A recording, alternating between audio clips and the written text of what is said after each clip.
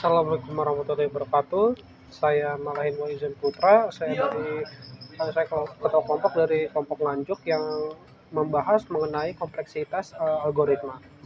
Di sini ada ketiga anggota yang lain alias rekan-rekan saya, yaitu Muhammad Ilyasa, Fendi Aditya Rahmat, dan juga Muhammad Panji Satrio. Apa itu algoritma dan efisiensi? Di dalam kompleksitas algoritma adalah serangkaian langkah-langkah logis dan yang terstruktur yang digunakan untuk menyelesaikan suatu masalah atau melakukan suatu tugas secara sistematis. Pentingnya juga analisis kompleksitas dalam matematika diskrit.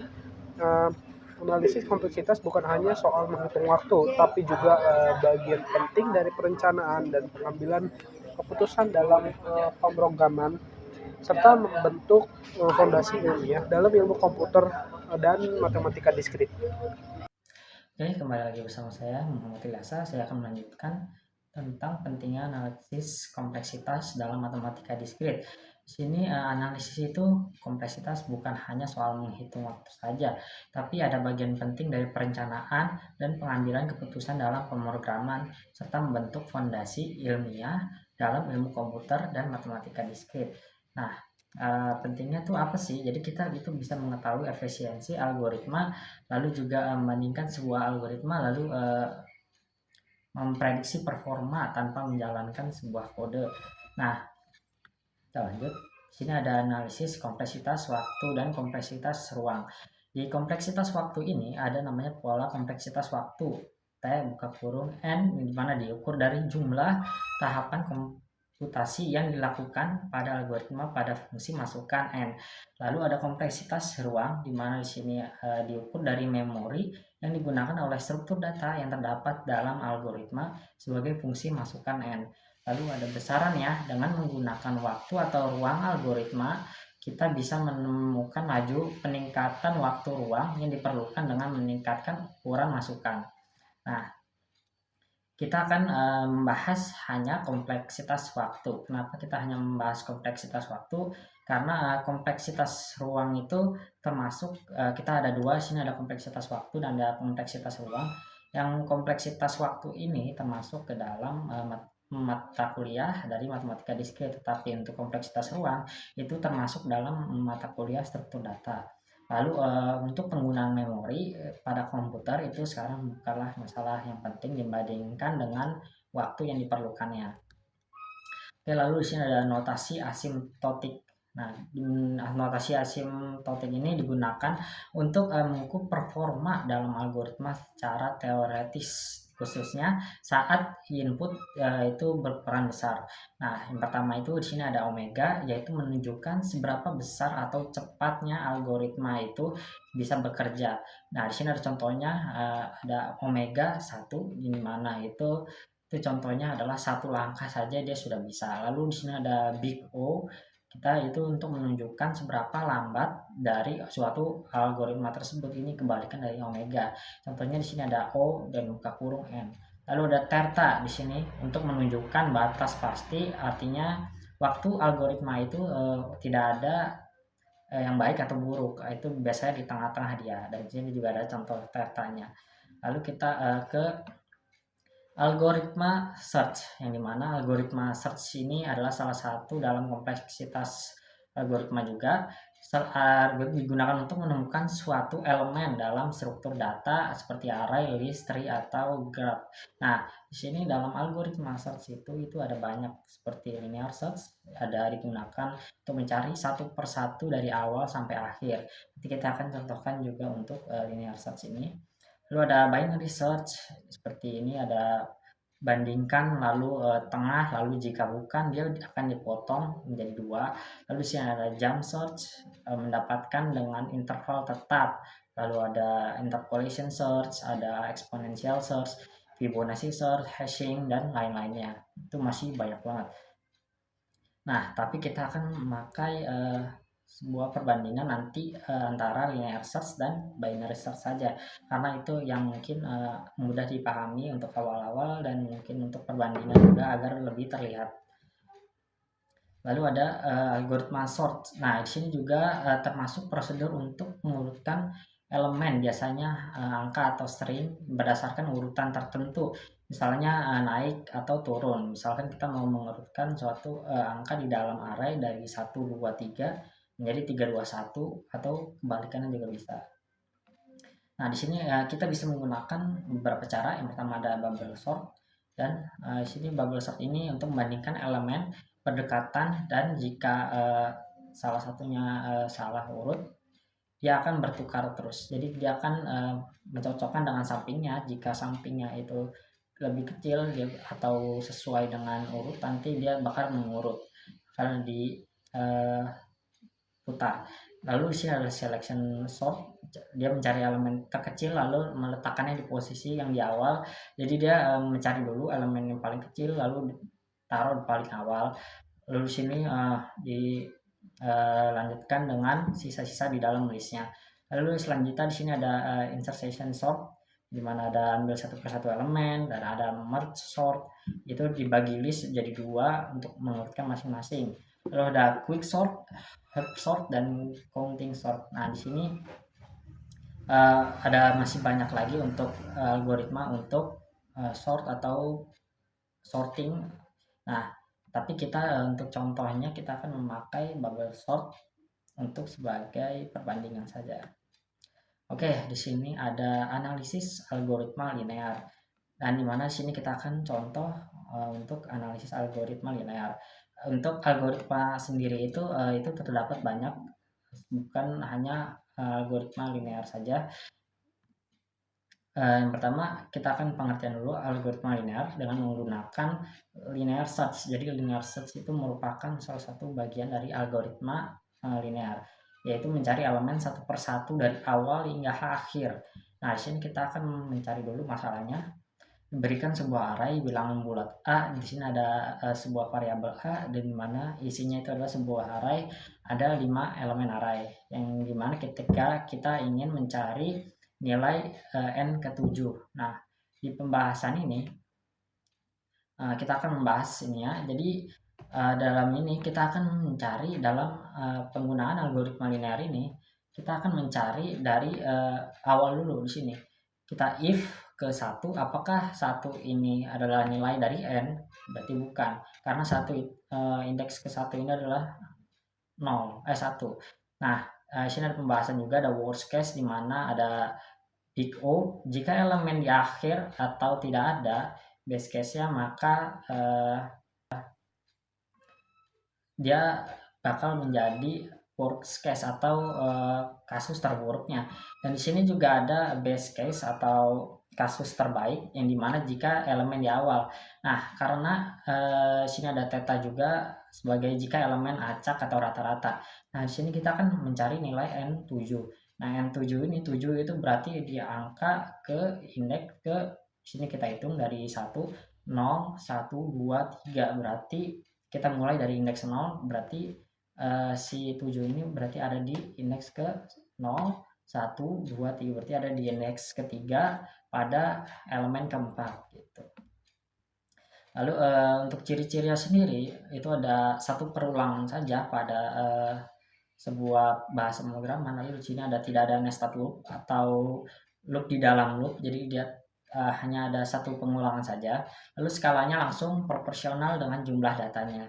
Nah, kita akan masuk ke analisis algoritma kuadratik. Nah, di sini ada algoritma kuadratik dengan menggunakan bubble sort, yang tadi kita salah satu sorting method, yaitu nah di sini ada metode pengurutan dengan cara menukar dua elemen bersebelahan jika salah urut dan mengulangi prosesnya. Nah, di sini kita langsung saja ke contohnya. Seperti diberikan sebuah array bilangan bulat A yang isinya adalah 5, 4, 3, 2, 1, dan kita ingin menyusun array tersebut agar menjadi tersusun dari angka kecil hingga terbesar. Tapi yang bisa kita lihat di sini angkanya ini dari terbesar hingga terkecil, tapi kita ingin menyusunnya menjadi terkecil hingga terbesar. Nah, untuk pembahasannya sendiri di sini ada worst case-nya di mana array terbalik total, dan ini adalah worst case-nya di mana array terbalik total, karena dari angka sini yaitu kita dari 5, 4, 3, 2, 1 kita ingin mengurutkan dari 1, 2, 3, 4 gitu. Dan di sini berarti ini termasuk ke dalam worst case yang sebelumnya analisis algoritma linear itu termasuk ke dalam theta. Kenapa theta? Karena dia angka 7-nya itu tidak berada di akhir atau berada di awal atau tidak ada. Berarti angka 7 ada tapi dia secara acak di elemen-elemen tersebut. Itu lokasinya. Lalu di sini karena di sini termasuk worst case karena arraynya itu terbalik total. Di sini kita mau mengurutkan dari terkecil hingga terbesar dan ini kalau masuk akan bahaya. Jadi ciri-cirinya juga di sini ada jumlah operasi seiring input itu membesar. Jadi ada n kali n atau n kuadrat lalu menggunakan dua perulangan atau bersarang lalu lambat saat input itu membesar. Jadi uh, algoritma kuadratik ini itu sangat tidak cocok untuk ketika kita menggunakan input yang sangat besar.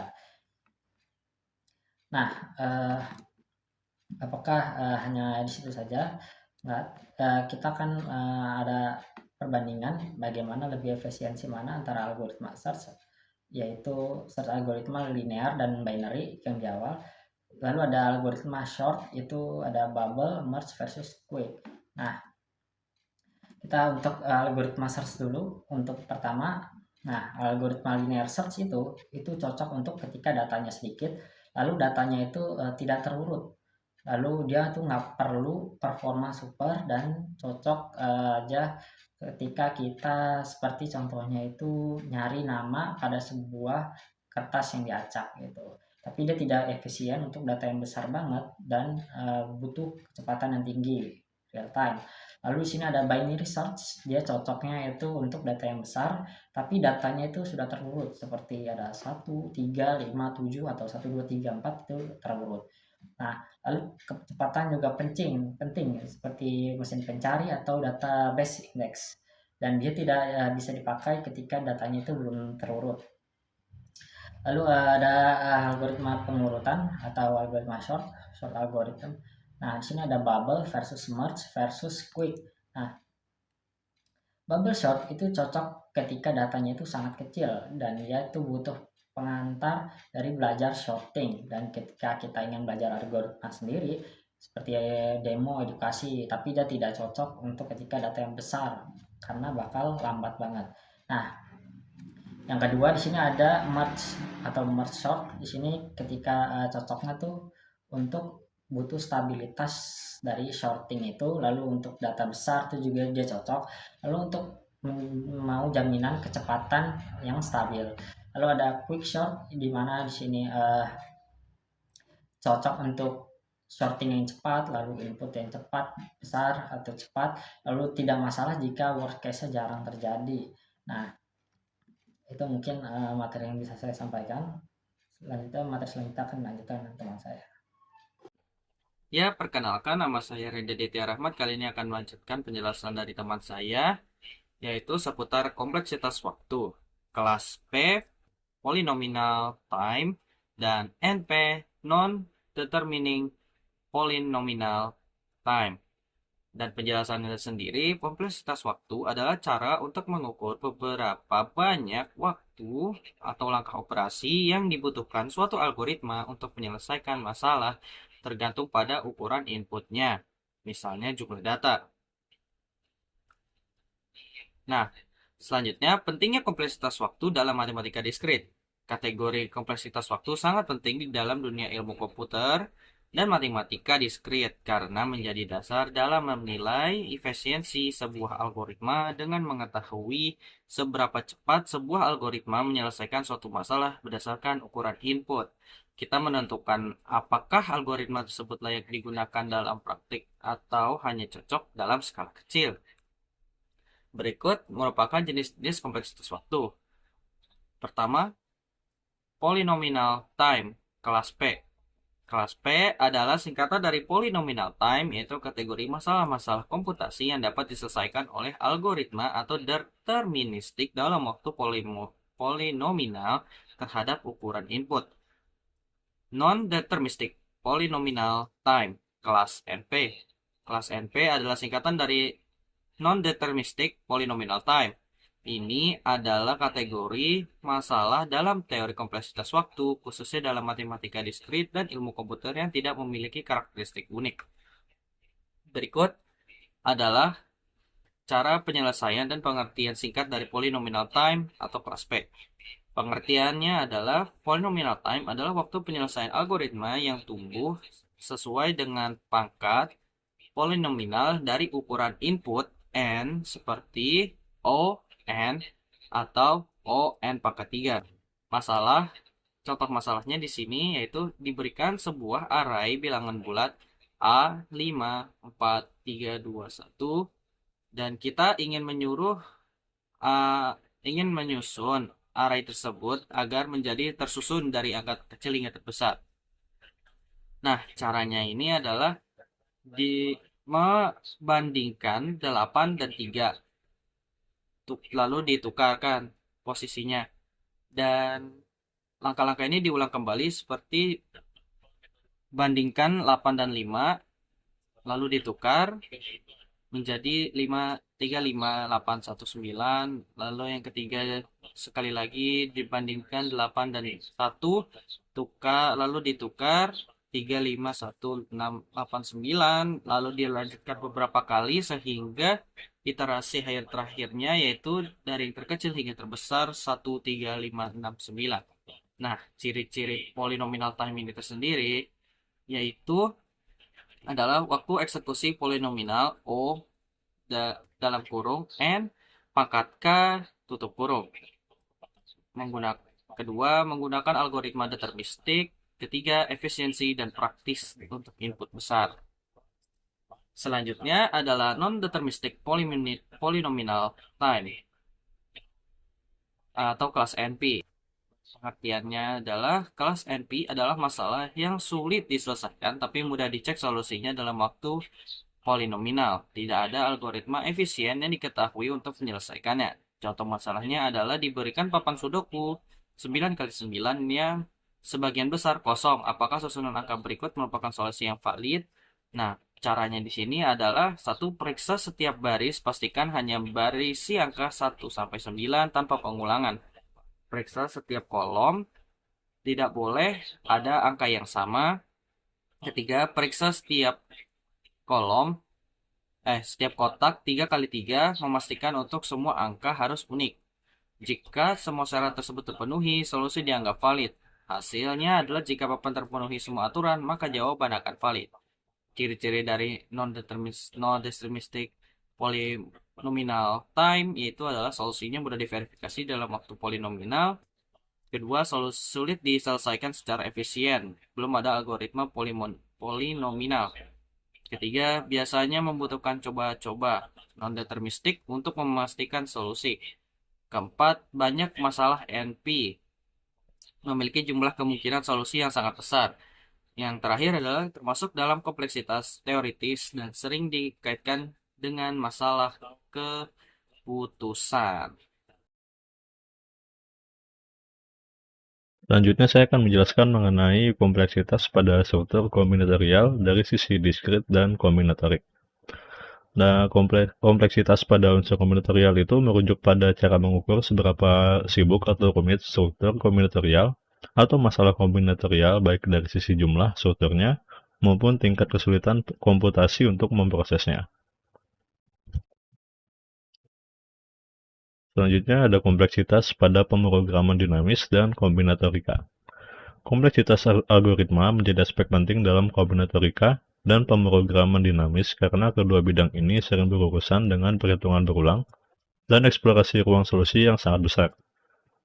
Oleh karena itu, pemrograman dinamis digunakan untuk mengurangi kompleksitas waktu dari solusi rekursif dengan menyimpan hasil submasalah. Dengan kombinatorika sering membutuhkan pemahaman tentang pertumbuhan eksponensial dari jumlah kemungkinan.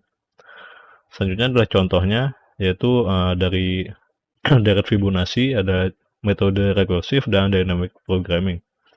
Dari deret Fibonacci itu sendiri adalah urutan angka, di mana setiap angka merupakan jumlah dari dua angka sebelumnya. Contohnya di sini ada dari 0, 1, 1, 2, 3, 5, 8, 13, 21, dan seterusnya. di mana di sini ada 0 tambah 1 menjadi 1, 1 tambah 1 menjadi 2, 2 tambah 1 menjadi 3, 3 tambah 2 menjadi 5, dan seterusnya. Untuk menghitungannya ada dua cara, yaitu cara rekursif dan cara dynamic programming. Untuk yang pertama itu ada cara rekursif. Di sini menghitung angka n dengan memanggil fungsi yang sama berulang kali. Misalnya untuk menghitung urutan kelima atau F5, kita perlu menghitung F4 dan F3. Lalu untuk F4 kita hitung lagi F3 dan F2 dan seterusnya. Nah, dari sini banyak perhitungan yang diulang-ulang. Akibatnya semakin besar n atau jumlah deretannya, waktu yang dibutuhkan pun semakin lama. Dari sini dapat disimpulkan bahwa waktu kerjanya tumbuh sangat cepat, sekitar 0 atau 2n. Lalu selanjutnya ada cara dynamic programming. Di sini kita menyimpan hasil dari perhitungan sebelumnya, jadi tidak perlu menghitung ulang. Misalnya setelah tahu urutan F2 atau urutan kedua itu sama dengan 1, kita langsung pakai nilainya untuk F3, itu dimana caranya adalah F2 ditambah F1 tanpa hitung ulang. Nah, di sini proses hanya perlu menghitung satu kali untuk setiap angka. Dengan cara dynamic programming, waktu kerjanya jauh lebih cepat. Lalu kesimpulannya adalah perbandingan antara metode rekursif dan pemrograman dinamis dalam menghitung deret Fibonacci menunjukkan pentingnya memilih pendekatan yang efisien. Metode rekursif memang sederhana, tetapi sangat lambat karena banyak perhitungan ulang. Sebaliknya, pemrograman dinamis menyimpan hasil perhitungan sebelumnya, sehingga lebih cepat dan hanya membutuhkan waktu ON. Contoh ini menunjukkan bagaimana pemrograman dinamis dapat secara signifikan meningkatkan efisiensi dalam menyelesaikan masalah kombinatorik. Selanjutnya adalah studi kasus dalam graf. Struktur data graf adalah contoh nyata dari penerapan kombinatorika dan analisis kompleksitas dalam dunia nyata. Dan studi kasus ini mencakup algoritma traversal dan pencarian jalur yang sangat bergantung pada struktur graf yang digunakan. Di sini ada dengan BFS dan DFS, di mana O sama dengan V tambah E. Untuk BFS sendiri itu adalah breadth first search, dan depth first search itu untuk DFS memiliki kompleksitas waktu O sama dengan O atau F tambah E, di mana V adalah jumlah simpul atau vertex, dan E adalah jumlah sisi atau edge. Keduanya merupakan algoritma dasar dalam eksplorasi graf yang efisien dan banyak digunakan dalam berbagai aplikasi seperti pencarian informasi atau deteksi siklus. Selanjutnya ada shortest path atau Dijkstra. Di sini ada O atau V kuadrat atau O atau E log V, di mana algoritma Dijkstra digunakan untuk menemukan jalur terpendek dari satu titik ke titik lainnya. Kompleksitasnya atau O atau V kuadrat pada implementasi dasar, namun dapat ditingkatkan menjadi O, E log V menggunakan struktur data heap seperti priority queue, sehingga lebih efisien untuk graf besar dan jarang terhubung. Nah, di sini selanjutnya ada aplikasi nyata dalam kehidupan sehari-hari. Untuk banyak permasalahan dalam kehidupan dunia nyata dapat dimodelkan menggunakan struktur kombinatorik dan algoritma graf. Penerapan ini membantu dalam pengambilan keputusan yang efisien dan optimal, terutama ketika pilihan untuk kombinasi sangat banyak. Di sini contoh pertamanya ada penjadwalan atau scheduling. Di penjadwalan sering digunakan dalam pendidikan dan pekerjaan, seperti menyusun jadwal ujian agar tidak ada bentrok antar mata kuliah atau membagi shift kerja karyawan secara merata. Masalah ini bisa diselesaikan dengan model graf dan algoritma seperti pewarnaan graf yang membantu menghindari konflik waktu. Karena banyaknya kemungkinan kombinasi, dibutuhkan pendekatan yang efisien agar jadwal bisa disusun dengan cepat dan tepat. Selanjutnya ada contoh aplikasi nyata, yaitu rute optimal atau optimal routing. Masalah rute optimal muncul dalam aplikasi seperti Google Maps yang menggunakan algoritma seperti Dijkstra untuk mencari jalur tercepat. Dalam logistik, kurir juga sering menghadapi masalah seperti Traveling Salesman Problem atau TSP, yaitu mencari urutan paling efisien untuk mengunjungi banyak titik. Tanpa algoritma yang tepat, waktu dan biaya pengiriman bisa meningkat secara signifikan. Oleh karena itu, kita membutuhkan algoritma ini. Nah, kesimpulannya adalah, dari semua penjelasan yang sudah saya dan kawan-kawan saya sampaikan, pendekatan diskrit dalam analisis algoritma sangat penting karena banyak masalah komputasi melibatkan struktur tak kontinu seperti himpunan, graf, dan pohon. Dengan menggunakan prinsip-prinsip diskrit, kita dapat memodelkan masalah kompleks seperti penjadwalan, penjagaan rute, atau kombinasi pilihan ke dalam bentuk yang dapat dianalisis secara sistematis. Nah, analisis kompleksitas membantu mengevaluasi efisien algoritma dalam hal waktu dan ruang.